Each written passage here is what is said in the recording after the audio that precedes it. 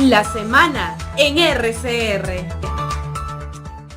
Vamos a presentar esta hora al doctor Herbert Cuba García, médico especialista en políticas públicas, comentarista del portal de opinión El Montonero y además comentarista habitual en RCR, Red de Comunicación Regional. Qué gusto saludarlo, doctor Herbert Cuba, como cada sábado agradecerle la amabilidad. Nos pasamos unos minutos, pero estaba interesante el diálogo anterior con nuestro invitado, en este caso con Jorge Paredes Terry, ¿no? Una persona muy cercana al gobierno, ¿no? Además cercana al grupo de asesores elite que tiene en estos momentos el gobierno, ¿no? Qué gusto saludarlo, doctor Herbert Cuba, muy amable como siempre.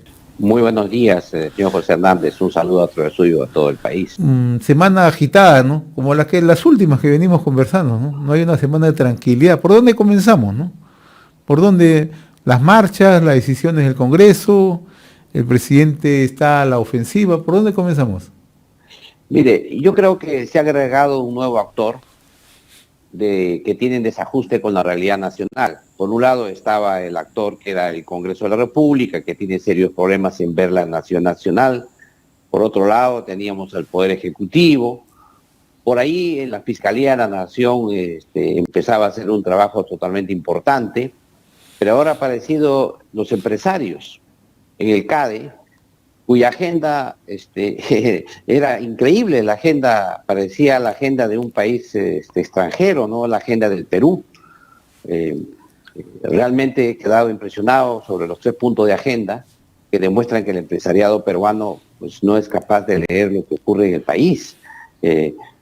Yo comprendo las ansias que tienen ellos para hacer un crecimiento económico, ¿no? Comprendo que quieren que el Estado funcione, pero lo que es increíble es que ellos crean que eso va a funcionar simplemente por una mejor gestión, cuando lo que está en tela de juicio en el Perú es el modelo económico.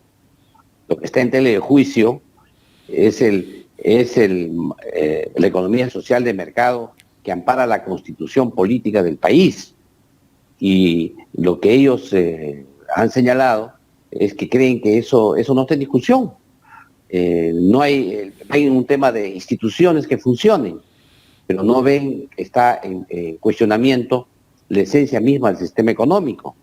Tampoco reconocen el rol importantísimo que ha tenido el Congreso de la República en precisamente defender la Constitución, que es lo que ampara todos los derechos subsiguientes. A pesar de todas las deficiencias que puede haber tenido el Congreso de la República, en estos años, en este año y el pico que tiene el gobierno, es obvio que ha bloqueado una serie de deseos políticos del Ejecutivo y se ha constituido un baluarte de defensa del sistema constitucional de derecho. A pesar de todas las críticas que se le pueda tener por no tener éxitos en digamos, eliminar el mal de raíz, pero lo cierto es que ha sido un muro de contención y una valla extraordinaria. Y eso no lo puede valorar, no lo pueden valorar los empresarios del Perú, a tal punto que los empresarios le dan una calificación del 9% al Congreso de la República. Si yo no entiendo qué es lo que querían los empresarios. Ahí creo que más bien se nota que hay un atraso enorme de la clase política económica pudiente en el país de entender lo que está pasando. Y creo que eso demuestra una vez más que no van a ser un factor real de salida de la crisis, sino creo más bien van a ser parte de la crisis también la clase empresarial peruana. El presidente del Congreso no ha estado en CADE, el presidente de la República tampoco, el Poder Judicial ha estado parcialmente porque ha sido una intervención corta junto con la Fiscal de la Nación y la Defensoría del Pueblo, y el resto ha sido un discurso a puertas adentro, una discusión de lo que ocurre a puertas adentro. Yo creo que esa mirada empresarial ajena a lo que ocurre en el país, creo que pone una vez más en cuestión a favor de lo que plantean el cambio de la Constitución, cuando su agenda debería ser otra. Y creo que aquí, una vez más, debemos avanzar a crear consensos políticos mayores que partan de diversos sectores de la sociedad. No basta que el expositor de la CGTP con el expositor de la CONFIEP digan que van a ver cómo se ponen de acuerdo al margen del Estado, porque eso es una declaración de principios. Pero yo creo que eso no representa, uno, a todos los trabajadores ni a la sociedad, y el otro tampoco a todos los empresarios en ese sentido. Creo que esta es una parte de lo que ocurrió en la semana. La otra parte tiene que ver con lo que ocurrió en el Congreso de la República. Creo que ahí se han anotado dos puntos importantes en la defensa del Estado de Derecho. Por un lado, ha sido la derogatoria, el envío al archivo del proyecto de ley 1704 que pretendía restablecer el tema de confianza, que utilizó precisamente el expresidente Vizcarra para dar el golpe de Estado. Y segundo, era el declarar inadmisible la petición del presidente del Congreso para sustentar ese proyecto, por cuanto está fuera de los alcances de las potestades que tiene el Ejecutivo, porque ya hay una ley que regula por desarrollo constitucional la declaración de confianza. Yo creo que esa es dos actividades hechas por el Congreso que deberían ser merituadas, ¿no?, por la sociedad en su conjunto. Y el otro aspecto que creo que ha sido importante es todo este afán del presidente de la República de ganar pueblo, ¿no?, de estar en campaña permanente para acercarse más a la población, para ser el eterno candidato, con miras a tener una hegemonía ideológica que le permita sustentar sus propuestas, ¿no?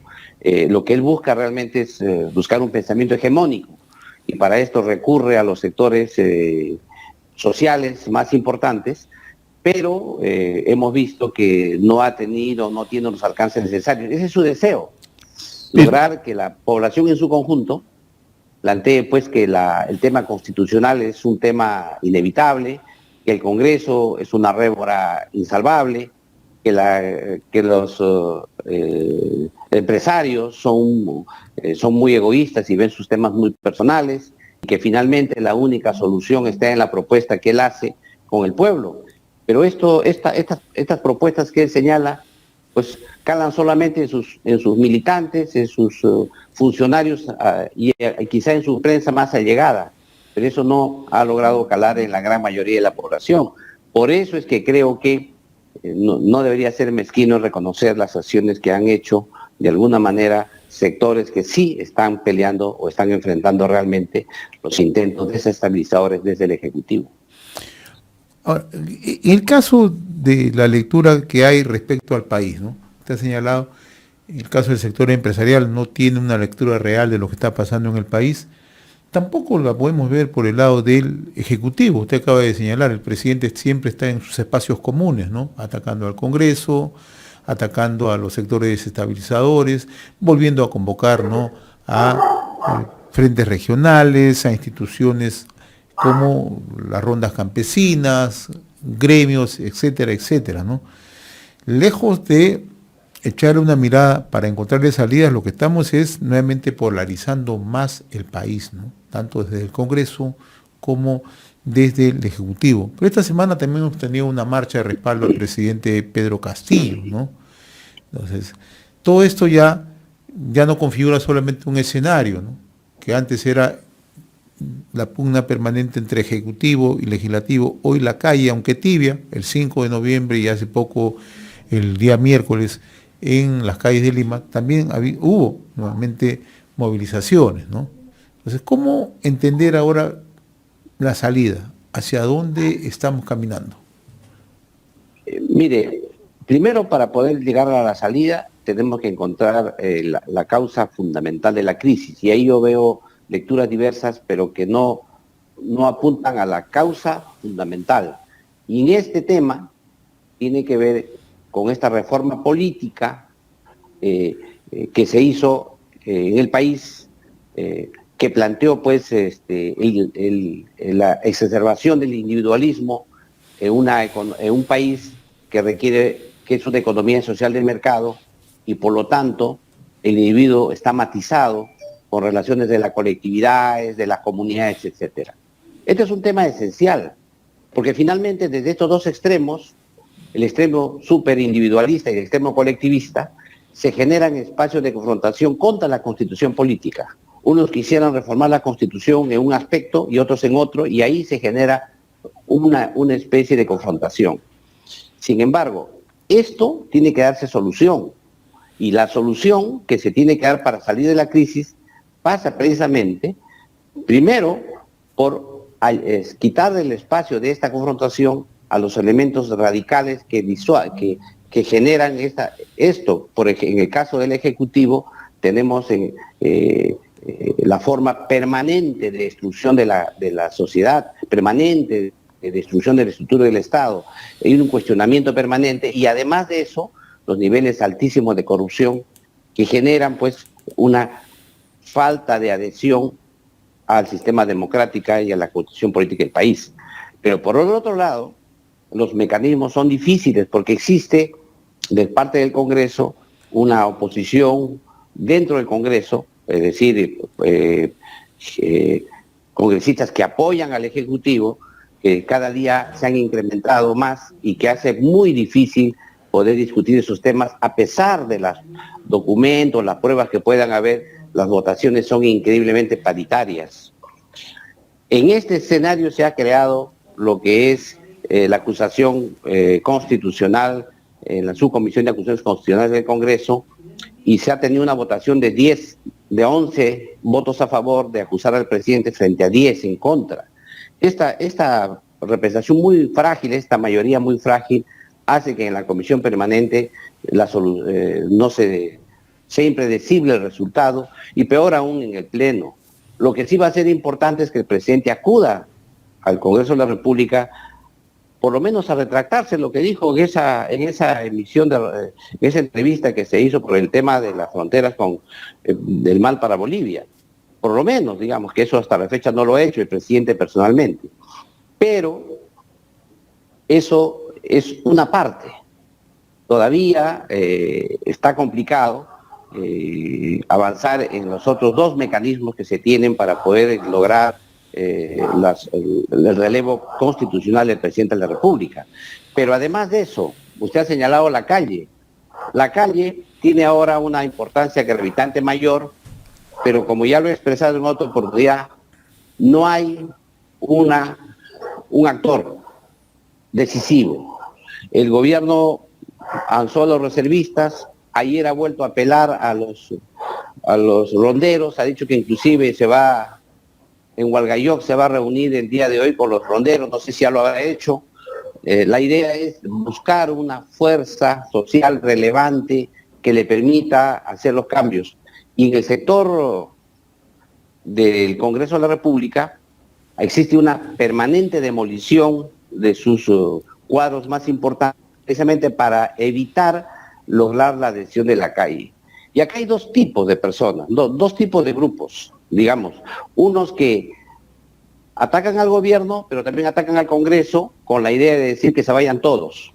Esto es, de alguna manera, en esta circunstancia actual, es darle el apoyo al gobierno, porque como es natural, no deciden, no inclinan la balanza que en estas circunstancias se debería emprender. Además, no señalan el método, por lo tanto, ni el procedimiento, cómo sería esto, que se vayan todos. Y por lo tanto, entonces, no pasa sino de ser una consigna para encubrir en realidad el apoyo al gobierno. Y lo hemos visto en el Congreso. Congresistas que salen a decir que se vayan todos, al final en la votación, en la Subcomisión de Acusaciones Constitucionales, se abstienen o votan en contra. Entonces, ahí vemos que esa posición debería ser aclarada por las personas que la plantean, cuál va a ser el procedimiento, si pasa ese procedimiento porque primero se vaya el presidente Castillo, sea vacado, censurado, luego el Congreso, un gobierno transitorio, pueda cambiar las reglas de juego para las elecciones y corregir y convocar a nuevas elecciones con nuevas reglas, o eso pasa, que es que se vayan todos, pasa por el día de hoy, se cierra todo y se van todos y el gobierno se queda sin el descabezado. O sea, eso no lo explican y por lo tanto al final lo que hacen es simplemente de apoyarlo también al gobierno, como está pasando con las votaciones que se han visto, por ejemplo, en esta acusación de la comisión de la subcomisión de acusaciones constitucionales. Lo cierto es que hay anomia, es decir, hay una destrucción de la organización del Estado. El Estado tiene serios apuros en estos momentos en poder resolver los problemas que tiene el país.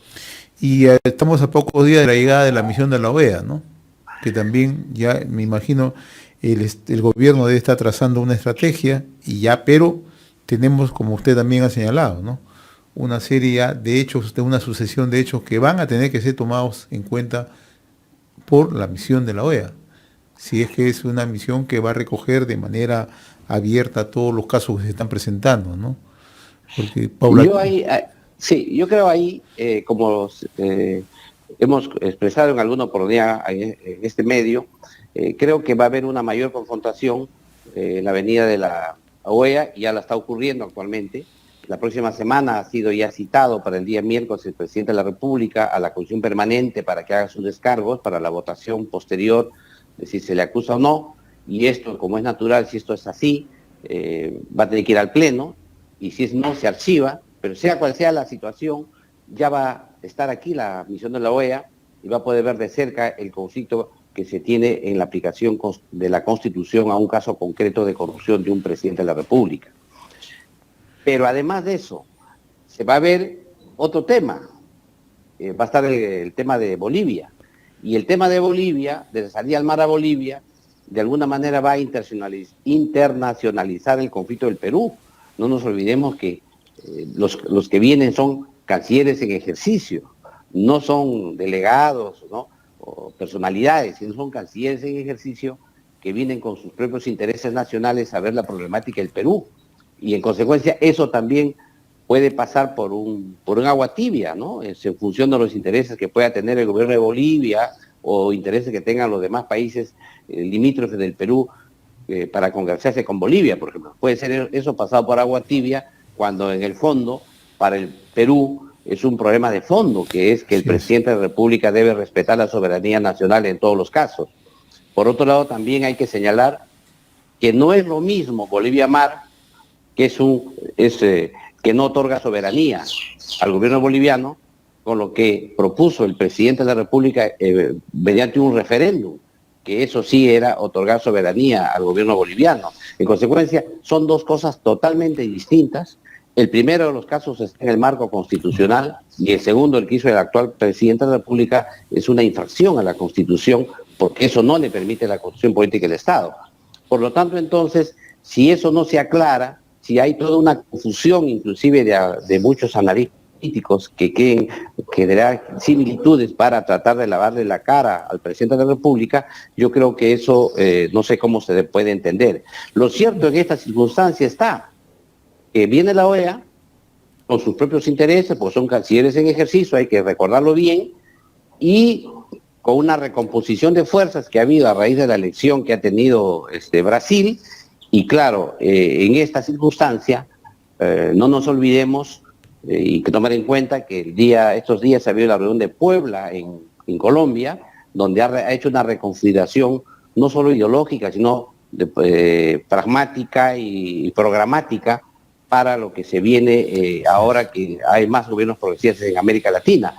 Por lo tanto, de ahí no es mucho lo que se puede esperar. Lo que yo creo que se tiene que hacer es más bien fortalecer el movimiento social en el país, fortalecer los aciertos que pueda tener el Congreso en esta lucha y, evidentemente, lo que hay que desnudar cada una de estas actividades que se hacen para poder legitimarse en el gobierno y pasar por alto, por ejemplo, un tema que el Congreso no ha visto, es que el Premier, al hacer una discriminación contra una periodista, inclusive un tema de discriminación de género, lo que ha hecho es una infracción constitucional, porque el artículo 2 de la Constitución Política prohíbe expresamente ese tema. y por ahí no ha habido ninguna acusación que se le pueda hacer al premier actual en ejercicio, que puede ser sancionado del Congreso, incluso retirado del cargo, sin necesidad de ir a un tema de confianza o sin necesidad de una interpelación y censura. Por eso es que creo que ahí faltan mecanismos todavía, faltan herramientas que se puedan usar desde la democracia para evitar que haya un canciller que lleno de exabruptos y que nadie le pueda decir nada, porque el Congreso de la República toma en cuenta de que eso podría ser una provocación para la famosa bala de plata, para luego tener motivos para cerrar el Congreso de la República. Yo creo que todos estos mecanismos hay que observarlos con detalle y esperemos que en los días que vienen, que van a ser muy movidos, la sociedad en su conjunto, la población, pueda expresarse también en las calles para poder defender el Estado de Derecho y la democracia. Bien, nos quedan 5 minutos, doctor Gerbe Cuba. Hablemos sobre el tema ya propiamente de salud pública, ¿no? La COVID-19, la inestabilidad e improvisación en salud ha sido el título de su reciente artículo, ¿no? ¿Qué es lo que está ocurriendo, no? Hay además incremento de casos en varias regiones del país. Mire, mi preocupación está en el nivel de los cuadros técnicos que tiene el gobierno. Y en este caso concreto me refiero a una institución en particular, que es el CDC Perú, el Centro de Control de Epidemiología del Ministerio de Salud. Este CDC Perú siempre se ha caracterizado por tener cuadros técnicos muy importantes, que cada cierto tiempo dan alertas epidemiológicas que muestran cómo se desarrollan las enfermedades en el país, cuál es su flujo, en dónde están, cuál es su incidencia, etcétera. Sin embargo, en esta circunstancia, este informe que nos ha hecho es un informe muy, muy elemental, de sentido común, que no nos ha reflejado la situación el estado de la situación en el país en relación a la pandemia COVID-19. Por un lado nos señala que se ha incrementado, pero no señala cifras concretas, sino usa cifras históricas, lo que demuestra que su sistema de notificación no ha sido el adecuado. Por otro lado, nos da algunas recomendaciones que son pues increíbles, como por ejemplo señalar que estamos viendo el rebrote o estamos viendo que incremento de casos en el país, sin embargo dice que solamente se usa la mascarilla cuando esté resfriado. Es decir, ya prácticamente ahí señala que la mascarilla ya no se debe usar. Ya no dice, ni siquiera remarca que en espacios cerrados, ni en autobuses, en ómnibus, tampoco remarca el uso en ambientes cerrados, ¿no? Que es lo que uno debería pretender que la población por lo menos utilice para evitar no solamente el COVID, sino otras enfermedades que también son contagiosas por el medio ambiente. Entonces, por otro lado, también señala que hay que fortalecer el nivel hospitalario, cuando lo que hemos adolecido durante todo este periodo es en la falta de capacidad resolutiva de los establecimientos, de los centros de salud de la comunidad, ¿no? Es decir, los centros de salud y los puestos de salud, o lo que se denomina la atención primaria y la atención y el primer nivel de atención que existe en nuestra población. Esto que es importantísimo, lo señalan exactamente al revés de lo que incluso ha dicho la ministra de Salud. La ministra actual, cuando ha entrado, su primera propuesta ha sido fortalecer el primer nivel de atención. Lo señalan ellos exactamente inversa, cuando deberían interpretar que las epidemias y las pandemias se ganan en la comunidad, por el cambio de estilo saludable, por educación sanitaria, etcétera. Y por último, plantean que se realice la toma de muestras, la detección precoz de los casos, etcétera, que son actividades que ya se realizan, ¿no? Y que no tiene sentido darle una alerta cuando, si es que no partes de una realidad. Dices, bueno, actualmente se ha abandonado, o ya no se realiza adecuadamente, o se ha relajado la acción en las tomas de muestras o la detección precoz, y ahí sí, entonces podrías tú sugerir algunas correcciones, pero no se hace eso. Por lo tanto, entonces, también señalan el tema de la vacunación, y esto no quisiera pasar por alto, que esto es importante. Como todos sabemos, en la primera dosis estamos en un 93% de cobertura, que es buena. En la segunda dosis estamos en un 90%. La tercera ya cae a 70% y la cuarta dosis a 28%. Entonces, es una muy mala cobertura de vacunación en la tercera y la cuarta dosis. Esto tiene además la implicancia que ya tenemos dosis de vacunas, que tenemos stock de vacunas suficientes para llevar la tercera y la cuarta dosis a coberturas altísimas. Las tenemos compradas y se nos vencen, se nos están venciendo. Ahora en noviembre se vencen lotes, en octubre se han vencido lotes. Entonces, se vencen los lotes, pero ¿qué hacemos? Nos enteramos por ahí que dicen, oiga, para que no haya muchos vencidos, destapen nomás la ampolla, usen una dosis y el resto la descartan y usan una nueva, para decir que es pérdida, es merma y no es vencimiento. Entonces, evidentemente que esto es una frase que se ha escuchado en las personas que están involucradas en el sistema de vacunación, pero que en el fondo lo que han hecho es aumentar el coeficiente de mermas o pérdidas de vacunas para que no se venzan. Y esto, evidentemente, que es necesario que la Contraloría General de la República se investigue de por qué se han incrementado tanto, por qué se permite tanto que las vacunas mermen o se pierdan en el Ministerio de Salud. Y esto indica que por más que el gobierno hace los esfuerzos o reclama ante la población que quiere mejorar las coberturas, no tiene la capacidad de poder resolver el problema y no mejora su gestión para poder mejorar las coberturas de vacunación. Y, como ustedes saben, sería una pena, una pérdida económica, que habiendo gente por vacunar, nuestras vacunas se venzan, o habiendo gente por vacunar, nuestro coeficiente de pérdidas o mermas de las vacunas sean altísimas. En consecuencia, creo que el artículo lo que busca es que se corrijan estas actividades que no está trabajando bien, en este caso el Ministerio de Salud.